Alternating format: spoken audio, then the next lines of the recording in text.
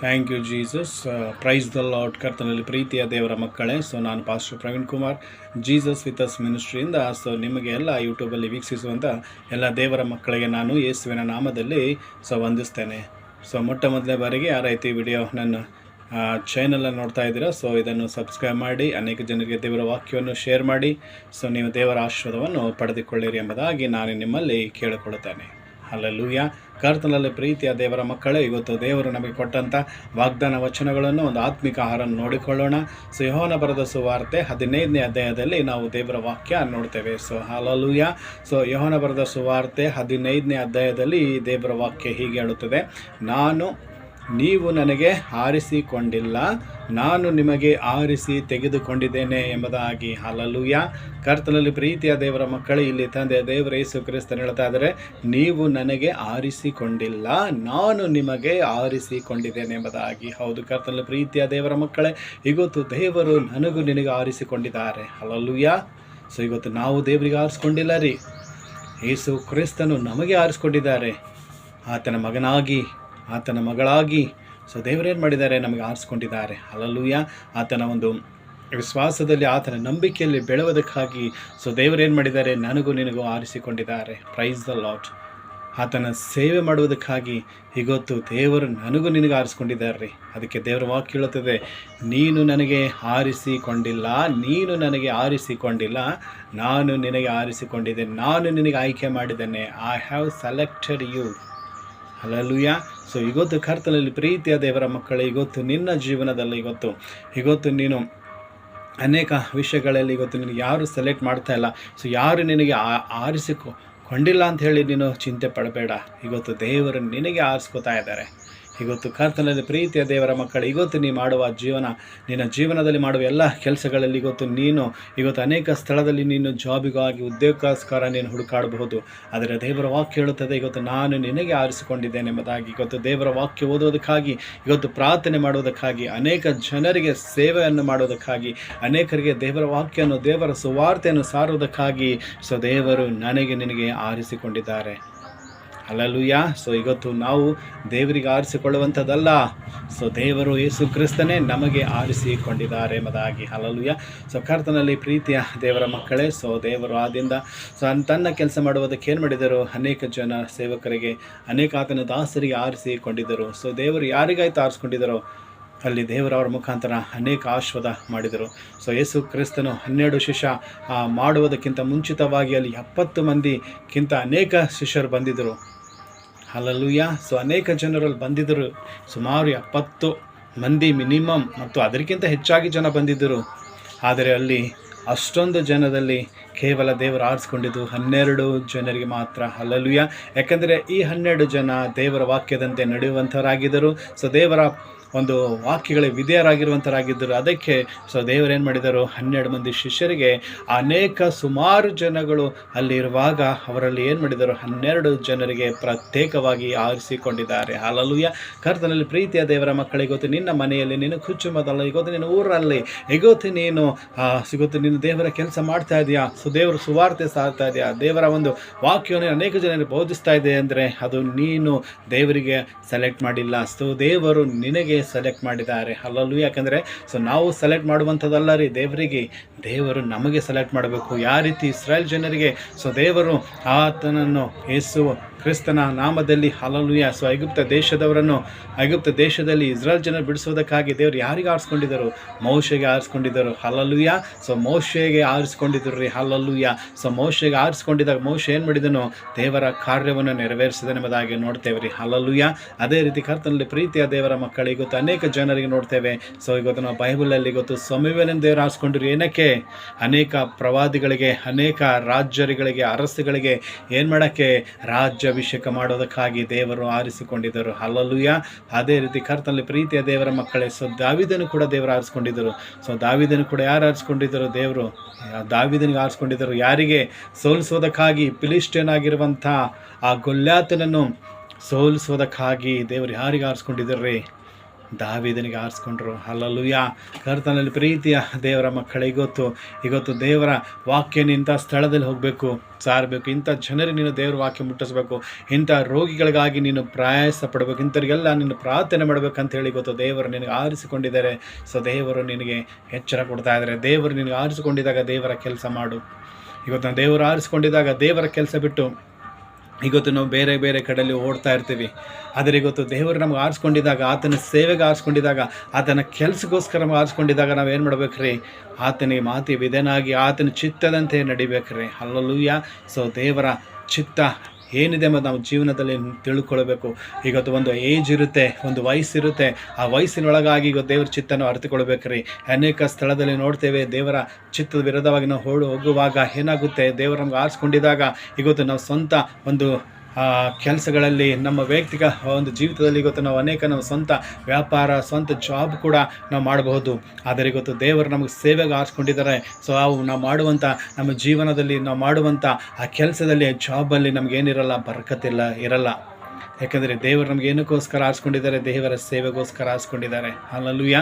So ಯೋನನು ಕೂಡ ದೇವರು ಏನು ಮಾಡಿದ್ರು? ಆತನಿಗೆ ಏನು ಮಾಡಿದರು? ದೇವರು ನಿನಿವೆ ಪಟ್ಟಣಕ್ಕೆ ಹೋಗಂತ ಹೇಳಿ ದೇವರು ಏನು ಮಾಡಿದ? ನನಗೆ ಆರಿಸಿಕೊಂಡಿದ್ರು ರೀ.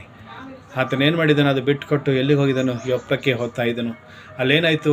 ಆತನು ದೇವರ ಮಾತಿಗೆ ಅಲಕ್ಷ್ಯ ಮಾಡಿದಾಗ, ದೇವರ ಮಾತಿಗೆ ಅವಿಧನಾಗಿದ್ದಾಗ, ಸೊ ಆತನಿಗೆ ಏನಾಯಿತು? ಆ ಹಡಗಿನಲ್ಲಿ ಆತನ ನಿಮಿತ್ತವಾಗಿ ಆ ಹಡಗಿನಲ್ಲಿ ಅವನಿಗೆ ಏನಾಯಿತು?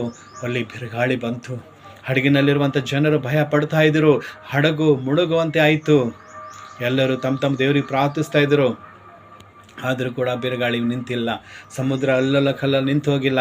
ಆಗ ಯೋನನ ಹತ್ರ ಬಂದು ನಿನ್ನ ದೇವರಿಗೆ ನೀನು ಪ್ರಾರ್ಥನೆ ಮಾಡಿ ಎಂಬುದಾಗಿ ಹೇಳಿದಾಗ, ಬಿರುಗಾಳಿ ಬರುವಂಥದ್ದು ನನ್ನ ಕಾರಣಕ್ಕಾಗಿ, ಅದಕ್ಕೆ ನೀವೇನು ಮಾಡಿ ನನಗೆ ಸಮುದ್ರಗ ಹಾಕಿಬಿಡಿ ಅಂದಿದಾಗ, ಆತನ ಸಮುದ್ರಕ್ಕೆ ಹಾಕಿದಾಗ ಆ ಬಿರುಗಾಳಿ ನಿಂತೋಯ್ತು. ಕರ್ತನಲ್ಲಿ ಪ್ರೀತಿಯ ದೇವರ ಮಕ್ಕಳೇ, ಅಲ್ಲಿ ಕೂಡ ದೇವರು ಏನಿಗೆ ಆ ಒಂದು ಮೀನಿಗೆ ಅಪ್ಪಣೆ ಕೊಟ್ಟರು, ಯೋನನಿಗೆ ನುಂಗುವುದಕ್ಕೋಸ್ಕರ. ಯಾಕಂದರೆ ಆತನು ಆ ಕಣ್ಣೀರು ಕಷ್ಟಗಳು ಅನುಭವಿಸಲ ಕಾರಣ ಆತನು ದೇವರ ಮಾತಿಗೆ ಅಲಕ್ಷ್ಯ ಮಾಡಿದನು. ಸೊ ದೇವರನಿಗೆ ಆರಿಸ್ಕೊಂಡಿದ್ದರು. ಒಂದು ಊರಿಗೆ ಹೋಗಿ ಅಂಥ ಸ್ಥಳದಲ್ಲಿ ಹೋಗಿ ನೀನು ಸೇವೆ ಮಾಡು, ನಿನ್ನ ದೇವರ ವಾಕ್ಯ ಸಾರು, ಅಲ್ಲಿ ಅನೇಕ ಜನರಿಗೆ ನಶಿಸಿ ಹೋಗುವಂಥ ದೇವರ ವಾಕ್ಯ ನೀನು ಸಾರು ಎಂಬುದಾಗಿ.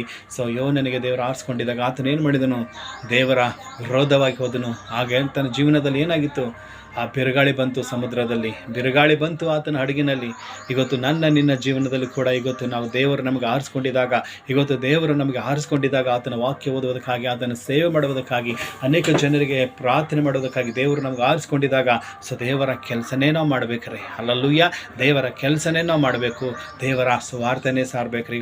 ನಾವು ಏನೇ ಎಷ್ಟೊಂದು ದೊಡ್ಡ ವ್ಯಾಪಾರ, ಲಕ್ಷ ಗಂಟ್ಲೆ, ಕೋಟೆಗಟ್ಟಲೆ ದೇವರು ನಮಗೆ ಒಂದು ದೇವರ ವಿರುದ್ಧವಾಗಿ ನಾವು ದೇವರು ಆರಿಸ್ಕೊಂಡಿದ್ದ ಬೇರೆ ಕೆಲಸದಲ್ಲಿ ಅಷ್ಟು ಕೋಟಿ ಗಟ್ಟಲೆ ದುಡ್ಡು ಸಿಗ್ತಾ ಇದ್ರು ಕೂಡ ಅದರಲ್ಲಿ ಏನಾಗುತ್ತೆ? ಬರ್ಕತ್ತಿರಲ್ಲ. ಅದು ಏನಾಗುತ್ತೆ? ಎಲ್ಲ ಕಳ್ಕೊಂಡು ಹೋಗ್ತದೆ. ಯಾವಾಗ ದೇವರು ನಮಗೆ ಆರಿಸ್ಕೊಂಡಿದ್ರೋ ಆಗ ನಾವು ಏನು ಮಾಡಬೇಕು? ಆತನು ಆರಿಸ್ಕೊಂಡಿದ್ದಾಗ ಆತನ ಚಿತ್ತದಂತೆ ನಡಿಬೇಕು. ಮೋಶೆ ಕೂಡ ದೇವ್ರ ಚಿತ್ತದಂತೆ ಐಗುಪ್ತ ದೇಶಕ್ಕೆ ಹೋಗಿ ಇಸ್ರಾಯೇಲ್ ಜನರಿಗೆ ಬಿಡಿಸ್ಕೊಂಡು ಬಂದನು. ಯಾಕಂದರೆ ದೇವರು ಆತನ ಜೊತೆ ಇದ್ರಿ. ದೇವರು ಆತನ ಸೇವೆಗಾಗಿ ನಮಗೆ ಆರಿಸ್ಕೊಂಡಿದ್ದಾಗ ಆತ ನಮ್ಮ ಜೊತೆ ಇರ್ತಾರೆ ರೀ. ನಮ್ಮ ಮುಖಾಂತರ ಅವರೇ ಮಾತಾಡ್ತಾರೆ, ನಮ್ಮ ಮುಖಾಂತರವಾಗಿ ಅವರೇ ಅದ್ಭುತ ಮಾಡ್ತಾರೆ. ಸೊ ಮೋಶೆ ಅಂದನು, ಇಸ್ರಾಯೇಲ್ ಜನರನ್ನ ಹೆಂಗೆ ಬಿಡಿಸ್ಕೊಂಬರಲಿ, ನನಗೆ ಮಾತಾಡೋಕ್ಕೆ ಸರಿಯಾಗಿ ಬರಲ್ಲ ಎಂಬುದಾಗಿ ಅವನು ಹೇಳ್ತಾ ಇದ್ದನು. ಆದರೆ ದೇವರು, ನಾನು ನಿನಗೆ ಬಾಯಾಗಿರ್ತೇನೆ, ನಾನು ನಿನ್ನ ಜೊತೆಗಾರನಾಗಿದ್ದೇನೆ ಎಂಬುದಾಗಿ ಆತನ ದೇವರು ಹೇಳಿದರು. ಆಗ ದೇವರನ್ನು ಆ ಮಾತಿಗೆ ಆತನು ವಿಧೇಯನಾಗಿ ದೇವರ ಚಿತ್ತದಂತೆ ಮೋಶೆ ಏನು ಮಾಡಿದನು? ಇಸ್ರಾಯೇಲ್ ಜನರನ್ನು ಬಿಡಿಸುವುದಕ್ಕಾಗಿ ಐಗುಪ್ತ ದೇಶಕ್ಕೆ ಹೋದನು. ಆಗ ಆತನ ಜೀವನದಲ್ಲಿ ಆಶೀರ್ವಾದಗಳು ಬಂತು. ಕರ್ತನಲ್ಲಿ ಪ್ರೀತಿಯ ದೇವರ ಮಕ್ಕಳು, ನಿನ್ನ ಮನೆಯಲ್ಲಿ ದೇವರನ್ನು ಆರಿಸ್ಕೊಂಡಿದ್ದಾರೆ. ಆತನ ಸೇವೆ ಮಾಡುವುದಕ್ಕಾಗಿ, ದೇವರ ವಾಕ್ಯ ಸಾರುವುದಕ್ಕಾಗಿ, ಅನೇಕ ಜನರಿಗೆ ದೇವರ ಸುವಾರ್ತೆಯನ್ನು ಸಾರಿ ಅನೇಕ ರೋಗಿಗಳಿಗೆ ಪ್ರಾರ್ಥನೆ ಮಾಡಬೇಕೆಂಬುದಾಗಿ ದೇವರನ್ನು ನಿನಗೆ ಆರಿಸ್ಕೊಂಡಿದ್ದಾರೆ. ನೀನು ದೇವರ ಕೆಲಸ ಮಾಡದೆ ನಿನ್ನಿಷ್ಟ ಬಂದಂತೆ ಜೀವಿಸುತ್ತಿರುವಾಗ, ನಿನ್ನಿಷ್ಟ ಬಂದಂಥ ಜಾಬ್ಗಳು, ನಿನ್ನಿಷ್ಟ ಬಂದಂತೆ ಬದುಕುವಾಗ ನಿನ್ನ ಜೀವನದಲ್ಲಿ ಏನೋ ಬರುತ್ತವೆ? ರೋಗಗಳು ಬರುತ್ತವೆ, ಕಣ್ಣೀರು ಕಷ್ಟಗಳು ಬರುತ್ತವೆ, ವೇದನೆ ನೋವುಗಳು ಬರುತ್ತವೆ. ನಿನ್ನ ನಿಮಿತ್ತವಾಗಿ ಏನಾಗುತ್ತೆ? ಕುಟುಂಬದಲ್ಲಿ ಬಿರುಗಾಳಿ ಬರುತ್ತೆ. ನಿನ್ನ ನಿಮಿತ್ತವಾಗಿ ನಿನ್ನ ಕುಟುಂಬದಲ್ಲಿರುವಂಥ ಸದಸ್ಯರಿಗೆ ಮಧ್ಯದಲ್ಲಿ ಮನಸ್ತಾಪ, ವೈಮನಸ್ಸುಗಳು, ಜಗಳಗಳು ಸ್ಟಾರ್ಟ್ ಆಗ್ತವೆ. ಯಾವ ರೀತಿ ಯೋನನ ನಿಮಿತ್ತವಾಗಿ ಬಿರುಗಾಳಿಯಲ್ಲಿ ಏನಾಗಿತ್ತು? ಆ ಒಂದು ಹಡಗಿನಲ್ಲಿ ಆತ ನಿಮಿತ್ತವಾಗಿ ಏನಾಗಿತ್ತು? ಬಿರುಗಾಳಿ ಬಂತು. ಆ ಒಂದು ಯೋನನ ಮುಖಾಂತರವಾಗಿ, ಯೋನ ನಿಮಿತ್ತವಾಗಿ ಅಲ್ಲಿ ಅನೇಕ ಜನರಿಗೆ ನೋವು, ಭಯ ಆಯ್ತು ರೀ.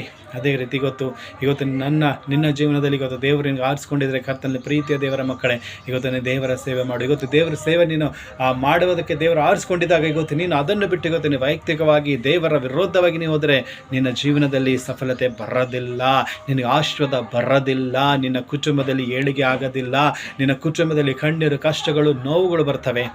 ಯಾಕಂದರೆ ದೇವರು ಯಾರಿಗಾಯ್ತು ಆರಿಸ್ಕೋತಾರೋ ಅವ್ರು ಎಲ್ಲಿ ತನಕ ಹೋದರೂ ಆತನ ಸೇವೆಗಾಗಿ ಆತನ ನಿಲ್ಲಿಸ್ತಾನೆ ರೀ. ಹಲ್ಲೆಲೂಯಾ. ಮೋಶೆ ಏನು ಮಾಡಿದನೋ, ಅವನಿಗೆ ಇಸ್ರೇಲ್ ದೇಶಕ್ಕೆ ಒಂದು ಬಿಡಿಸ್ಲಕ್ಕ ಐಗುಪ್ತ ದೇಶ ಹೋಗ್ಲಿಕ್ಕೆ ಇಷ್ಟ ಇಲ್ಲದಿದ್ದರೂ ಕೂಡ ದೇವ್ರು ಏನು ಮಾಡಿದ್ರು, ಆತನಿಗೆ ಸಿದ್ಧಪಡಿಸ್ರಿ. ಅದೇ ರೀತಿ ಇವತ್ತು ಕರ್ತನಲ್ಲಿ ಪ್ರೀತಿಯ ದೇವರ ಮಕ್ಕಳೇ, ಯೌವನನಿಗೆ ನಿನಿವೆ ಪಟ್ಟಣಕ್ಕೆ ಹೋಗಂದ್ರೆ ಆತನಿಗೆ ಯೊಪ್ಪಕ್ಕೆ ಹೋಗಿರುವಾಗ ಆತನಿಗೆ ಕೂಡ ದೇವರು ಏನು ಮಾಡಿದ್ದಾರೆ, ಆತನಿಗೆ ಇಷ್ಟ ಇಲ್ಲದ್ರು ಕೂಡ ಅವನು ಹೋಗಸ್ತನ ದೇವರನಿಗೆ ಬಿಟ್ಟಿಲ್ಲ ರೀ. ಪಶ್ಚಾತ್ತಾಪ ಪಟ್ಟು ಮೀನಿನ ಹೊಟ್ಟೆಯಲ್ಲಿ ಏನು ಮಾಡ್ತಾನೆ, ಪಶ್ಚಾತ್ತಾಪಟ್ಟು ದೇವರಿಗೆ ಪ್ರಾರ್ಥನೆ ಮಾಡ್ತಾನೆ. ಆಯಿತು ತಂದೆ ದೇವರೇ, ನಿನ್ನ ಚಿತ್ತದಂತೆ ನಾನು ನೀ ಹೇಳಿದ ಸ್ಥಳಕ್ಕೆ ಹೋಗ್ತೀನಿ, ನೀನು ಹೇಳಿದಂಥ ಜನರಿಗೆ ಸುವಾರ್ತೆ ಸಾರ್ತೀನಿ ಎಂಬುದಾಗಿ ಆ ಮೀನಿನ ಹೊಟ್ಟೆಯಲ್ಲಿ ಆತನು ಪಶ್ಚಾತ್ತಾಪಟ್ಟು ಪ್ರಾರ್ಥನೆ ಮಾಡಿದಾಗ ಆತನಿಗೇನಾಯಿತು, ಆ ಒಂದು ಬಿಡುಗಡೆ ಆಯಿತು. ಮೀನಿಗೆ ದೇವರು ಆಜ್ಞೆ ಕೊಟ್ಟರು, ಆ ಮೀನೇನು ಮಾಡ್ತು, ದಡಕ್ಕೆ ತಂದು ಅದಕ್ಕೆ ಅವನಿಗೆ ಕಾರ್ ಬಿಟ್ಟಿತ್ತು. ಹಲ್ಲೆಲೂಯಾ. ಇವತ್ತು ನಾನು ಕೂಡ ನನ್ನ ಜೀವನದಲ್ಲಿ ಇವತ್ತು ಸೇವೆಗೆ ದೇವರು ಆರಿಸ್ಕೊಂಡಿದ್ದಾಗ ಇವತ್ತು ನಮ್ಮ ಎಜುಕೇಷನ್ನು, ನಮ್ಮ ಸ್ಟಡಿ, ಇವತ್ತು ನಮ್ಮ ಉದ್ಯೋಗ, ನಮ್ಮ ಕೆಲಸ, ನಮ್ಮ ಕುಟುಂಬ ಅನ್ಕೋತ ನಾವು ಹೋದರೆ ಅಲ್ಲಿ ನಮಗೆ ಏಳಿಗೆ ಆಗಲ್ಲ, ಇವತ್ತು ಅಲ್ಲಿ ನಮಗೆ ಆಶೀರ್ವಾದ ಬರೋದಿಲ್ಲ. ಇವತ್ತು ನನ್ನ ಜೀವನದಲ್ಲಿ ಕೂಡ ಇವತ್ತು ದೇವರು ಆ ಸಮಯದಲ್ಲಿ ಸೇವೆ ಕರೆದಿದ್ದಾಗ ನಾ ಡ್ಯೂಟಿ, ಎಜುಕೇಷನ್ ಅನ್ಕೋತಾ ಹೋದೆ. ದುಡಿಯುವ ಸಂಬಳದಲ್ಲಿ ಬರ್ಕತ್ತಿರ್ತಿರಲ್ಲ, ಎಲ್ಲ ಎಷ್ಟು ಒಂದು ದುಡಿದರೂ ಕೂಡ ಎಲ್ಲದಲ್ಲಿ ಸಮ ಆಗ್ತಿತ್ತು. ಯಾವಾಗಾಯಿತು ದೇವರ ಸೇವೆ ಫುಲ್ ಟೈಮ್ ಮಾಡೋಕ್ಕೆ ಸ್ಟಾರ್ಟ್ ಮಾಡಿದ್ದೀನೋ, ಏನು ಕೆಲಸ ಮಾಡೋದೇ ಇವತ್ತು ದೇವರ ಸೇವೆ ಮಾಡುವಾಗ ದೇವರು ನನಗೆ ಏನು ಮಾಡ್ತಾ ಇದ್ದಾರೆ, ಎಲ್ಲ ರೀತಿಯಿಂದ ನಡೆಸ್ತಾ ಇದ್ದಾರೆ. ನಮಗೆ ಬೇಕಾಗಿರೋಂಥ ಬಟ್ಟೆ, ತಿಂಡಿ, ಊಟ, ಎಲ್ಲ ದುಡ್ಡು ಪ್ರತಿಯೊಂದು ದೇವರಿಗೆ ಕೊಟ್ಟು ಅನುಗ್ರಹಿಸ್ತಾ ಇದ್ದಾರೆ. ಹಲ್ಲೆಲೂಯಾ. ಯಾಕಂದರೆ ದೇವರ ಸೇವೆಗೆ ಕರೆದ್ರೆ ಇವತ್ತು ನಾವು ಸ್ವಂತವಾಗಿ ಓಡಬಾರ್ದು ರೀ. ದೇವರ ಸೇವೆ ಆತನ ಚಿತ್ತವಿದ್ದರೆ ಇವತ್ತು ನಾವು ದೇವರ ಸುವಾರ್ತೆ ಸಾರಬೇಕಂತ ದೇವ್ರ ಚಿತ್ತ ಇದ್ದಾರೆ, ಅವ್ರು ನಮ್ಗೆ ಆರಿಸ್ಕೊಂಡಿದ್ದಾರೆ. ಇವತ್ತು ನಾವೆಲ್ಲ ಬಿಟ್ಕೊಡ್ಬೇಕು.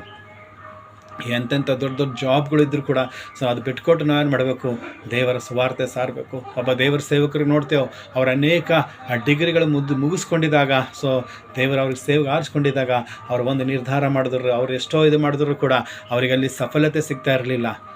ಆ ಡಿಗ್ರಿ ಮೇಲೆ ಡಿಪೆಂಡ್ ಆಗಿ ಅವರು ಅನೇಕ ರೀತಿಯಾದ ಒಂದು ಪ್ರಯತ್ನ ಮಾಡ್ತಾಯಿದ್ರೆ ಅವರಿಗೆ ಯಾವುದೇ ರೀತಿ ಯಶಸ್ಸು ಕಾಣಿಸ್ತಾ ಇಲ್ಲ. ಅವಾಗ ಏನು ಮಾಡ್ತಾಯಿದ್ರು, ಟ್ರೈನ್ನ ಬರಬೇಕಾದ್ರೆ ಆ ಸಮುದ್ರದ ಬ್ರಿಡ್ಜ್ ಮೇಲೆ ಹೋಗುವಾಗ ಟ್ರೈನು ಆಗೇನು ಮಾಡಿದ್ರು, ಅವರು ಓದಿದಂಥ ಎಲ್ಲ ಡಿಗ್ರಿ, ಆ ಪದವಿ, ಆ ಒಂದು ಸರ್ಟಿಫಿಕೇಟ್ ಏನು ಮಾಡಿದ್ರು, ಆ ದೇವರ ಸೇವಕರು ಏನು ಮಾಡಿದ್ರು, ನಾನು ದೇವರ ಸೇವೆ ಮಾಡ್ತೆ, ಯಾವ ಜಾಬ್ ಮಾಡೋದಿಲ್ಲ, ಈ ಡಿಗ್ರಿ ನನಗೆ ಬೇಕಾಗಿಲ್ಲ, ದೇವರ ಸೇವೆನೇ ಮಾಡ್ತೇನೆ ಅಂತ ಹೇಳಿ ಅದನ್ನು ಏನು ಮಾಡಿದ್ರು, ಅವರು ಡಿಗ್ರಿ ಎಲ್ಲ ಒಂದು ನೀರಲ್ಲಿ ಹಾಕಿಬಿಟ್ರು, ಸಮುದ್ರದ ಎಸೆದುಬಿಟ್ರು. ಇವತ್ತು ನೋಡಬೇಕಾದ್ರೆ ಅವರು ದೊಡ್ಡ ಸೇವಕ ಆಗಿ ದೇವರ ಸೇವೆ ಮಾಡ್ತಾ ಇದ್ದಾರೆ.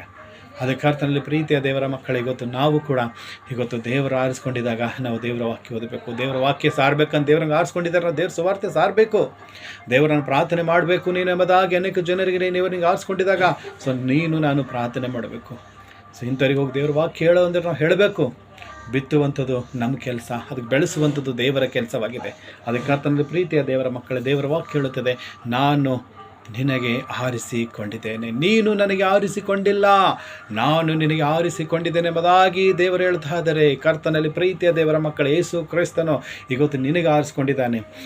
ನಿನ್ನ ಜೀವನದಲ್ಲಿ, ನಿನ್ನ ಕುಟುಂಬದಲ್ಲಿ, ನಿನ್ನ ಸಂಸಾರದಲ್ಲಿ ನೀ ಎಷ್ಟು ದುಡಿತಾ ಇದ್ರು, ನೀ ಎಷ್ಟು ಸಂಪಾದನೆ ಮಾಡ್ತಾ ಇದ್ರು, ಬರ್ಕತ್ ಬರ್ತಾ ಇಲ್ಲ, ನಿನಗೆ ಸಮಾಧಾನ ಇಲ್ಲ, ನಿಮಗೆ ನೆಮ್ಮದಿ ಇಲ್ಲ ಅಂತಂದರೆ ದೇವರು ನಿನ್ನ ಸೇವೆಗೆ ಆರಿಸ್ಕೊಂಡಿದ್ದಾಗ ನೀನು ದೇವರ ಸೇವೆಗೆ ಓಡು. ಹಲ್ಲೆಲೂಯಾ. ದೇವರ ಸೇವೆಗಾಗಿ ನೀವು ಓಡು. ದೇವರ ಸೇವೆ ಮಾಡುವಾಗ ದೇವರು ನಿನಗೆ ಬೇಕಾಗಿರುವಂಥದ್ದು ಎಲ್ಲ ಒದಗಿಸ್ತಾರೆ. ಮತ್ತಾಯನ ಬರೆದ ಸುವಾರ್ತೆ 6ನೇ ಅಧ್ಯಾಯ 33ನೇ ವಚನ ಹೇಳ್ತದೆ, ದೇವರ ರಾಜ್ಯಕ್ಕಾಗಿ, ನೀತಿಗಾಗಿ ತವಕಪಡು, ಅದರ ನಿಮಿತ್ತ ನಿನಗೆಲ್ಲವೂ ದೊರಕುವುದು ಅಂತ ಹೇಳ್ತಾ ಇದ್ದಾರೆ. ಹಲ್ಲೆಲೂಯಾ. ನೀನು ದೇವರ ರಾಜ್ಯ, ದೇವರ ವಾಕ್ಯ ಸಾರು ಪ್ರಾರ್ಥನೆ ಮಾಡುವುದು, ಅನೇಕ ಜನರಿಗೆ ಪ್ರಾರ್ಥನೆ ಮಾಡುವಂಥದ್ದು ನೀ ಮಾಡುವುದಾದರೆ ದೇವರು ನಿನ್ನ ಮನೆ ಏನು ಮಾಡ್ತಾರೆ, ನಿನ್ನ ಜೀವನ ಆಶ್ರಯದಿಂದ ತುಂಬ್ತಾರೆ. ನಿನ್ನ ಕುಟುಂಬದಲ್ಲಿ, ನಿನ್ನ ಮನೆಯಲ್ಲಿ ಸಮೃದ್ಧಿಯಾಗಿ ಹಣ, ಐಶ್ವರ್ಯ ಮತ್ತು ದವಸ ಧಾನ್ಯಗಳು ಅವರೆಲ್ಲ ಏನು ಮಾಡ್ತಾರೆ, ತುಂಬಿ ತುಳುಕುವಂತೆ ಮಾಡ್ತಾರೆ.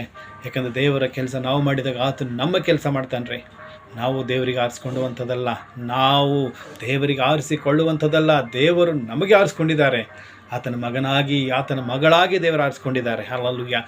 ಸಮುವೇಲನಿಗೆ ದೇವರು ಆರಿಸ್ಕೊಂಡ್ರು. ಅನೇಕ ರಾಜರಿಗೆ ಅಭಿಷೇಕ ಮಾಡುವುದಕ್ಕಾಗಿ ಹನ್ನಳು ಏನು ಮಾಡಿದಳು, ಪ್ರಾರ್ಥನೆ ಮಾಡಿ ದೇವರ ಗರ್ಭಫಲಿ ಸಂತಾನವೇ ಕೊಟ್ಟಿದ್ದಾಗ ಸಮುವೇಲನಿಗೆ ದೇವರ ಸನ್ನಿಧಾನದಲ್ಲಿ, ದೇವರ ಆಲಯದಲ್ಲಿ ಬಿಟ್ಟು ಕೊಟ್ಟಳು. ಅಲ್ಲೂ ಯಾಕಂದರೆ ಸಮುವೇಲನಿಗೆ ದೇವರು ಆರಿಸ್ಕೊಂಡಿದ್ರು. ಯಾವ ಕೆಲಸಕ್ಕಾಗಿ ಅವ್ರು ಆರಿಸ್ಕೊಂಡಿದ್ದರು, ಆ ಕೆಲಸ ಮಾಡಿದರು. ಮೋಶೆಗೆ ದೇವರು ಆರಿಸ್ಕೊಂಡಿದ್ದರು, ಆತನು ವಿಧೇಯನಾಗಿ ದೇವರ ಕೆಲಸ ಮಾಡಿದನು. ದಾವೀದನು ದೇವರು ಆರಿಸ್ಕೊಂಡಿದ್ದನು. ಸೊ ದಾವೀದನು ಕೂಡ ದೇವರ ಆ ಒಂದು ಆರಿಸ್ಕೊಂಡಂಥ ಕೆಲಸ ಮುಗಿಸಿದನು. ಸಮುವೇಲನಿಗೆ ದೇವರು ಆರಿಸ್ಕೊಂಡ್ರು. ಅನೇಕ ರಾಜರಿಗೆ ಅಭಿಷೇಕ ಮಾಡೋದಕ್ಕಾಗಿ ಸಮುವೇಲನು ಕೂಡ ಕೆಲಸ ಮಾಡಿದನು. ಹಲ್ಲೆಲೂಯಾ. ಸೊ ಪೇತ್ರ, ಪೌಲ, ಯೋಹನ ಈ ಎಲ್ಲ ದೇವರ ಶಿಷ್ಯರು ಕೂಡ ಸೊ ದೇವರ ಸುವಾರ್ತೆ ಸಾರುವುದಕ್ಕಾಗಿ ದೇವರೇನು ಮಾಡೋ ಅವ್ರಿಗೆ 12 ಮಂದಿ ಶಿಷ್ಯರು ಮಾಡಿಕೊಂಡ್ರು. ಲೋಕದ ಕಟ್ಟೆಕಡೆಗೆ ಸುವಾರ್ತೆ ಸಾರನ್ನು ದೇವರು ಅವ್ರಿಗೆ ಆರಿಸ್ಕೊಂಡ್ರು. ಯೇಸು ಕ್ರಿಸ್ತನ ಸತ್ಯ ಬದುಕಿ ಪರಲೋಕಕ್ಕೆ ಹೋಗಿದ್ದಾಗ ಎಲ್ಲ ದೇಶದ ಜನರಿಗೆ ಏನು ಮಾಡಿದ್ರು? ದೇವರ ಸ್ವಾರ್ಥ ಸಾರಿದ್ರು. ಪ್ರಪಂಚದ ಎಲ್ಲ ದೇಶದ ಕಡೆ ಹೋಗಿ ಯೇಸು ಸ್ವಾಮಿ ಹೆಸರು ಹೇಳಿ ದೇವರ ವಾಕ್ಯ ಸಾರಿದ್ರು. ಯೇಸುವೇ ನಿಜವಾದ ರಕ್ಷಕ ನಮ್ಮದಾಗಿ ಕೂಗಿ ಹೇಳಿದರು. ತಂದೆ, ಮಗ, ಪವಿತ್ರಾತ್ಮ ಹೆಸರಲ್ಲಿ ಅವರು ದೀಕ್ಷಾಸ್ನಾನ ಮಾಡಿಸಿ ಸೊ ದೇವರ ಚಿತ್ತವನ್ನು ನೆರವೇರಿಸಿದ್ರಿ. ಇವತ್ತು ಇಡೀ ನಮ್ಮ ಪ್ರಪಂಚದಲ್ಲಿ ದೇವರ ವಾಕ್ಯ ಸುವಾರ್ತೆ ಸಾರಿದೆ ಅಂದರೆ ಎಲ್ಲ ಶಿಷ್ಯರು ಅವ್ರು ಮಾಡಿದಂಥ ದೇವರ ಚಿತ್ತದಂತೆ ನಡೆದಂತೆ ಅವರು ಮಾಡಿದ್ದಾರೆ. ದೇವರು ಆರಿಸ್ಕೊಂಡಿದ್ದಾಗ ಸೊ ದೇವರು ಯಾವ ಕೆಲಸಕ್ಕೋಸ್ಕರ ಅವರಿಗೆ ಆರಿಸ್ಕೊಂಡಿದ್ದಾರೆ, ಅವ್ರ ಕೆಲಸ ಅವ್ರು ಮಾಡಿ ಮುಗಿಸಿದ್ದಾರೆ. ಕರ್ತನಲ್ಲಿ ಪ್ರೀತಿಯ ದೇವರ ಮಕ್ಕಳು, ಇವತ್ತು ನಾನು ನೀನು ಕೂಡ ಅದೇ ಮಾಡಬೇಕಾಗಿದೆ. ಇವತ್ತು ದೇವರು ನಿನಗೆ ಸೇವೆಗೆ ಆರಿಸ್ಕೊಂಡಿದ್ದಾರೆ. ಇವತ್ತು ನನ್ನ ಜೀವನ, ನನ್ನ ಕುಟುಂಬ ಅನ್ಕೋತಾ ಇವತ್ತು ನನ್ನ ಮನೆ ನಾನು ದುಡಿತೇನೆ, ನಾನು ಸಂಪಾದನೆ, ವ್ಯಾಪಾರ, ಬಿಸ್ನೆಸ್ ಮಾಡ್ತೇನೆ ಅಂಥೇಳಿ ಇವತ್ತು ನೀನು ಹೋದರೆ ಅಲ್ಲಿ ನಿನ್ನ ಕಷ್ಟಗಳು ತಪ್ಪಿದ್ದಿಲ್ಲ. ಯಾಕಂದರೆ ದೇವರು ಒಂದು ವೇಳೆ ನಿನ್ನ ಸೇವೆಗಾಗಿ ದೇವರು ಆರಿಸ್ಕೊಂಡಿದ್ದಾರೆ. ಇವತ್ತು ನೀನು ದೇವರ ವಾಕ್ಯ ಸಾರೋದಕ್ಕಾಗಿ, ದೇವರ ಪ್ರಾರ್ಥನೆ ಮಾಡೋದಕ್ಕಾಗಿ, ಅನೇಕ ರೋಗಿಗಳಿಗಾಗಿ ನೀನು ಪ್ರಾರ್ಥನೆ ಮಾಡುವುದಕ್ಕಾಗಿ ದೇವರು ನಿನಗೆ ಆರಿಸ್ಕೊಂಡಿದ್ದಾರೆ. ಇವತ್ತು ನೀನು ಎಷ್ಟೇ ದೊಡ್ಡ ವ್ಯಾಪಾರ ಮಾಡು, ನಿನಗೆ ಎಷ್ಟೇ ದೊಡ್ಡ ಜಾಬ್ ಇದ್ದರೂ ಕೂಡ ಆ ಸಂಬಳದಲ್ಲಿ ನಿನಗೆ ಸಮೃದ್ಧಿ ಇರಲ್ಲ, ಆ ಕೆಲಸದಲ್ಲಿ ನಿನ್ನ ಸಮಾಧಾನ, ನಿನ್ನ ಮನೆಯಲ್ಲಿ ಸಮಾಧಾನ ಇರೋದಿಲ್ಲ. ಇವತ್ತು ದೇವರು ನಿನಗೆ ಆರಿಸ್ಕೊಂಡಿದ್ದಾಗ ದೇವರ ಚಿತ್ತದಂತೆ ವಿಧೇಯನಾಗು. ಹಲ್ಲೆಲೂಯಾ. ದೇವರು ನಿನಗೆ ಆರಿಸ್ಕೊಂಡಿದ್ದಾರೆ. ಸೊ ಇವತ್ತು ನಾನು ಕೂಡ ಸೊ ಎಲ್ಲವನ್ನು ಬಿಟ್ಟು ಸೊ ಇವತ್ತು ದೇವರ ಸೇವೆಯನ್ನು ಮಾಡುವಾಗ ಸೊ ದೇವರನ್ನು ಬೇಕಾಗಿರುವಂಥದ್ದು ಎಲ್ಲವನ್ನು ನಡೆಸ್ತಾ ಇದ್ದಾರೆ. ಯಾವುದೇ ಕೊರತೆ ಇರದಂತೆ ದೇವರು ನನಗೆ ಆತನ ಸೇವೆಗಾಗಿ ನಡೆಸ್ತಾ ಇದ್ದಾರೆ. ಇವತ್ತು ನಾನು ಸೇವೆ ಮಾಡೋಕ್ಕೆ ಮೊದಲು ಇಷ್ಟ ಇರಲಿಲ್ಲ ರೀ. ನಾನು ಎಜುಕೇಷನ್ ಮಾಡಿ ಓದಿ ಒಳ್ಳೆ ಜಾಬ್ ಮಾಡಬೇಕಂತ ಅನ್ಕೋತಿದ್ದ. ಆಗ ಅನೇಕ ಸಲ ಬೈಬಲ್ ಟ್ರೈನಿಂಗ್ ಹೋಗ್ಬೇಕಂತ ಅವಕಾಶ ಬಂದರೂ ಕೂಡ ನಾನು ಹೋಗಲಿಲ್ಲ. ಸೇವೆಗೆ ದೇವ್ರು ಕರೆದ್ರು ಕೂಡ ನಾನು ಹೋಗಲಿಲ್ಲ. ಸೊ ಅವತ್ತು ಕಣ್ಣು ಕಾಣಿಸ್ತಿತ್ತು, ದೇವ್ರ ಸೇವೆ ಕರೆದ್ರು ಸೇವೆ ಮಾಡಿಲ್ಲ. ಸೊ ಒಂದು ದಿವಸ ಪೂರ್ತಿ 2 ಕಣ್ಣು ಕಾಣದೇ ಹೋಯಿತು. ಸೊ ಹಾಗೇನು ಮಾಡಬೇಕಾಯ್ತು? ನಾನು ಕಂಪಲ್ಸರಿ ದೇವರ ಸುವಾರ್ತೆ ಸಾರಬೇಕಾಯಿತು. ದೇವರ ವಾಕ್ಯವನ್ನೇ ನಾನು ಬೋಧಿಸಬೇಕಾಯಿತು. ದೇವರ ಹೆಸರಿನಲ್ಲಿ ಅನೇಕ ಜನರು ರೋಗಿಗಳ ಪ್ರಾರ್ಥನೆ ಮಾಡಲೇಬೇಕಾಗಿತ್ತು. ಯಾಕಂದರೆ ಕಣ್ಣೇ ಕಾಣೋದಂದರೆ ಎಲ್ಲಿ ಹೋಗಿ ಪ್ರೇಯರ್ ಮಾಡ್ತೀನಿ, ಎಲ್ಲಿ ಹೋಗಿ ಕೆಲಸ ಮಾಡ್ತೀನಿ, ಎಲ್ಲಿ ಹೋಗಿ ದುಡಿತೀನಿ, ಏನು ಜಾಬ್ ಮಾಡ್ತೀನಿ, ಏನು ಡ್ಯೂಟಿ ಮಾಡ್ತೀನಿ. ಅದಕ್ಕೆ ದೇವರು ನಮ್ಗೆ ಆರಿಸ್ಕೊಂಡಿದ್ದಾಗ ಎಲ್ಲಿ ತನಕ ಹೋದ್ರೆ ಬಿಡೋದಿಲ್ಲ ರೀ. ನಾವು ಎಲ್ಲಿ ತನಕ ಹೋದರೂ ಕೂಡ ದೇವರು ನಮ್ಗೆ ಆತನ ಸೇವೆಗೆ ಆರಿಸ್ಕೊಂಡಿದ್ರು ಕೂಡ ಆತನ ನಮ್ಗೆ ಎಲ್ಲಿ ತನಕ ಹೋದ್ರೂ ಬಿಡೋದಿಲ್ಲ. ನನಗೂ ಕೂಡ ಸೊ ದೇವರ ವಾಕ್ಯ ಮನೇಲಿ ಓದ್ಕೋಬೇಕು, ಪ್ರಾರ್ಥನೆ ಮಾಡ್ಕೋಬೇಕು, ಸಂಡೇ ಆಲಯಕ್ಕೆ ಹೋಗಬೇಕು, ಬರಬೇಕು, ನನ್ನ ಕೆಲಸ ನಾನು ಮಾಡ್ಕೋಬೇಕು ಅನ್ಕೋತ ಅದೇ ಒಂದು ನಂದು ಆ ಪ್ಲ್ಯಾನ್ ಇತ್ತು. ಆದರೆ ದೇವರ ಚಿತ್ತ ಆತನ ಸೇವೆಗೆ ಆರಿಸ್ಕೊಂಡಿದ್ದಾರೆ. ಅನೇಕ ಜನರಿಗೆ ವಾಕ್ಯ ಸಾರೋದಕ್ಕಾಗಿ, ಅನೇಕ ಜನ ಪ್ರಾರ್ಥನೆ ಮಾಡುವುದಕ್ಕಾಗಿ ದೇವರನ್ನು ಆರಿಸ್ಕೊಂಡಿದ್ದಾರೆ. ಇವತ್ತು ನನ್ನ ಪ್ರಾರ್ಥನೆ ಕೇಳಿ ದೇವರು ಅನೇಕರಿಗೆ ಸೌಖ್ಯ ಕೊಡ್ತಾ ಇದ್ದಾರೆ. ಸೊ ದೇವರ ಕೆಲಸ ಮಾಡುವಾಗ ದೇವರನ್ನು ಬೇಕಾಗಿರುವಂಥ ಊಟ, ತಿಂಡಿ, ಬಟ್ಟೆ, ದುಡ್ಡು ಪ್ರತಿಯೊಂದು ದೇವರು ನಡೆಸ್ತಾ ಇದ್ದಾರೆ. ಕಣ್ಣು ಕಾಣಿಸದೇ ಇರುವಾಗ, ನನಗೆ ₹1 ಕೆಲಸ ಮಾಡದೇ ಇರುವಾಗ ದೇವರು ಆತನ ಮೇಲೆ ಆತನ ಕೆಲಸ ಮಾಡುವಾಗ ದೇವರು ಏನು ಮಾಡ್ತಾ ಇದ್ದಾರೆ? ಇವತ್ತು ನನಗೂ ನಡೆಸ್ತಾ ಇದ್ದಾರೆ. ನನಗೆ ಬೇಕಾಗಿಂತ ಮನೆ, ಬಟ್ಟೆ, ತಿಂಡಿ, ಊಟ, ಮನೆ, ರಾಷನ್ ಪಾನಿ, ಕೈದಾಗ ದುಡ್ಡು, ಪ್ರತಿಯೊಂದು ಕಡೆ ಹೋಗೋದು ಬರೋದಕ್ಕಾಗಿ ಸೊ ದೇವರು ಆತನನ್ನು ಕಣ್ಣಾಗಿ ನಡೆಸ್ತಾ ಇದ್ದಾರೆ. Because Jesus has selected me. ದೇವರು ಯೇಸು ಕ್ರಿಸ್ತ ನನಗೆ ಆರಿಸ್ಕೊಂಡಿದ್ದಾರೆ. ಇವತ್ತು ನಿನಗೂ ಕೂಡ ಆರಿಸ್ಕೊಂಡಿದ್ದಾರೆ. ಇವತ್ತು ನೀನು ದೇವರ ವಿರೋಧವಾಗಿ ಹೋಗಬೇಡ. ಕರ್ತನಲ್ಲಿ ಪ್ರೀತಿಯ ದೇವರ ಮಕ್ಕಳಲ್ಲಿ ಆಶೀರ್ವಾದ ಇರಲ್ಲ, ಅಲ್ಲಿ ಬರಕತ್ತಿರಲ್ಲ. ನನ್ನ ಜೀವನದಲ್ಲೂ ಕೂಡ ಇವತ್ತು ನಾನು ಸೊ ದೇವರ ಕೆಲಸ, ದೇವರು ಆರಿಸ್ಕೊಂಡಿದ್ದಾಗ ಸೊ ಬೈಬಲ್ ಹಿಡ್ಕೊಂಡು ಏನು ಸೇವೆ ಮಾಡ್ಬೇಕು, ಏನು ವಾಕ್ಯ ಹೇಳಕ್ಕೆ ಹೋಗ್ಬೇಕು ಅನ್ಕೋತಿದ್ದ.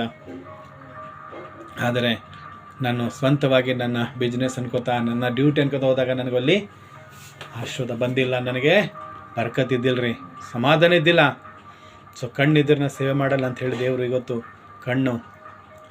ಇವತ್ತು ದೃಷ್ಟಿ ಇಲ್ಲದೆ ಇರುವಾಗ ಸೊ ಈಗ ಎಲ್ಲಿಗೆ ಹೋಗ್ತೀವಿ ಮಗನೇ, ಹೋಗಂತ ಹೇಳಿ ದೇವರು ಇವತ್ತು ಏನು ಮಾಡಿದ ರೀತಿ ನನಗೆ ಕಣ್ಣು ಕಾಣದೇ ಇರುವಾಗ ಸೊ ದೇವರು ಇವತ್ತು ನನ್ನ ಸೇವೆ ಮಾಡೋಕ್ಕೆ ಹೇಳ್ತಾ ಇದ್ದಾರೆ. ಸೇವೆ ಮಾಡ್ತಾ ಇದ್ದೀನಿ.